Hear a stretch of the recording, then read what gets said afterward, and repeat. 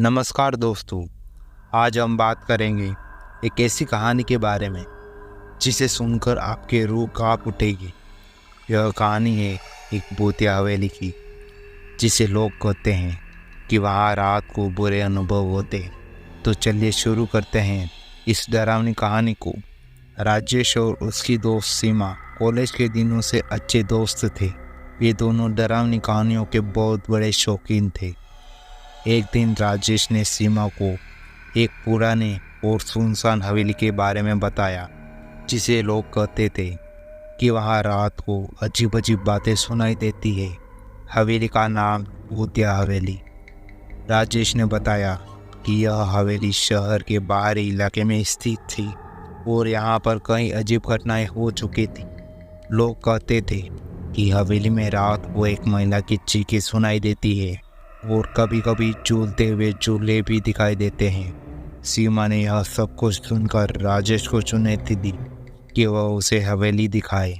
अगले शनिवार को राजेश और सीमा ने हवेली देखने का फैसला किया। उन्होंने सोचा कि दिन की रोशनी में हवेली देखने से डर कम लगेगा। वे दोनों बाइक पर सवार होकर हवेली को रवाना हो गए। जब वह हवेली के पास पहुँचे तो उसकी आंखें चौंक गई।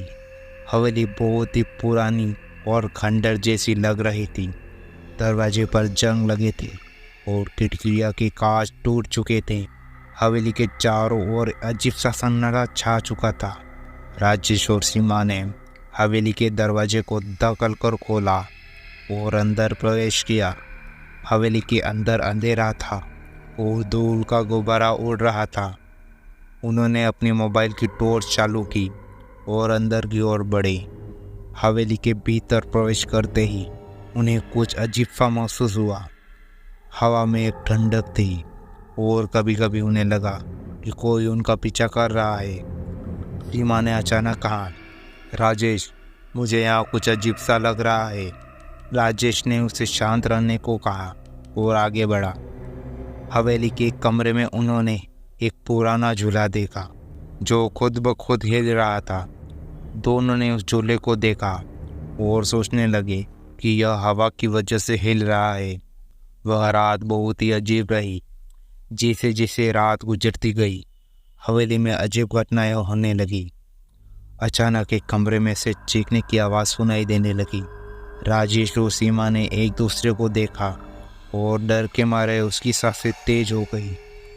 फिर अचानक एक पुरानी तस्वीर के फ्रेम में से एक महिला की तस्वीर गिरी और फ्रेम के टुकड़े बिगड़ गए। सीमा ने देखा कि तस्वीर में महिला का चेहरा बहुत ही भयानक था। वे दोनों भयभीत हो गए और कमरे से बाहर निकलने की कोशिश करने लगे, लेकिन हवेली का दरवाज़ा बंद हो गया था। राजेश और सीमा ने दरवाजे को धकेल कर खोलने की बहुत कोशिश की, लेकिन दरवाज़ा हिल भी नहीं पा रहा था। तभी अचानक कमरे में एक ठंडी हवा चलने लगी और कमरे में अजीब अजीब आवाज़ें सुनाई देने लगी। वे दोनों डर के मारे काँप रहे थे। सीमा ने अचानक देखा कि कमरे की दीवार पर एक साया बन रहा था जो धीरे धीरे उनके करीब आ रहा था। सीमा चिल्लाई और राजेश ने उसे पकड़ लिया। फिर उन्होंने देखा कि कमरे के कोने में एक महिला खड़ी थी जिसका चेहरा बहुत ही भयानक था। राजेश और सीमा ने तुरंत हवेली से बाहर निकलने का फैसला किया। उन्होंने दरवाजे को एक बार फिर धक्का दिया और इस बार दरवाज़ा खुल गया। वे बाहर भागे और अपनी बाइक लेकर हवेली से दूर चले गए।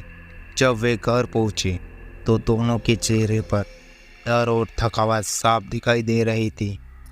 उन्होंने तय किया कि वे कभी उस हवेली की ओर नहीं देखेंगे। इस घटना के बाद राजेश और सीमा ने हवेली के बारे में और अधिक जानकारी हासिल की।